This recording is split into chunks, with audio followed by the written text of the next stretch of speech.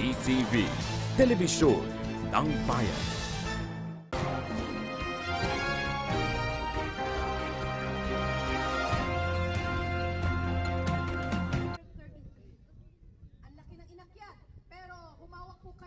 Magandang gabi Pilipinas, narito ang balitang dapat niyong malaman sa oras na ito. Pumalo na po sa halos 2.5 million pesos ang nalikom na donasyon ng Davao Movement.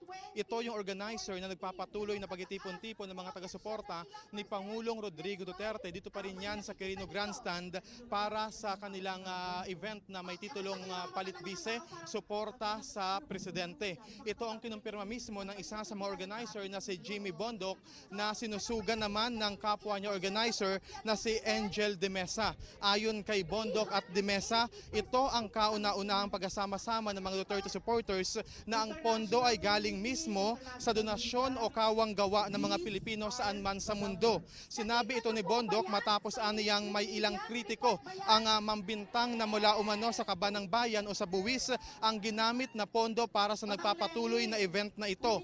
Pero paglilinaw at buong pagmamalaki ni Bondoc, hindi galing sa Kaba ng Bayan ang pondo at sa halip ay mula ito sa mga Pilipino na kahit sapat lang ang salapi ay buong pagkukusang nag-ambag-ambag sa pamagitan ng online pera padala outlet.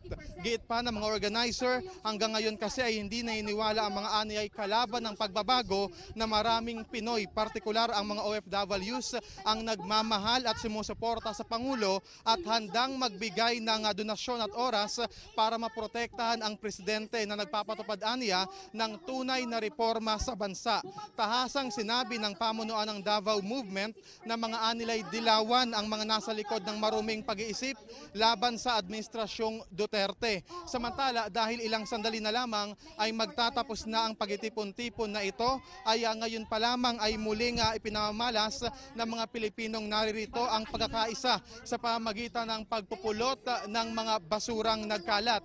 Itong pagpupulot ng basura ay madalas na rin nating napapansin tuwing may mga ganitong mga gathering na alay para kay Pangulong Digong. Samantala, patuloy pa nga rin inihikayat ng Davao Movement at ng mga supporter ni Pangulong Digong ang publiko na maging mapagmatsyag at panatilihin yung malasakit hindi lamang para kay Pangulong Duterte kundi para sa Pilipinas sa kabuuan.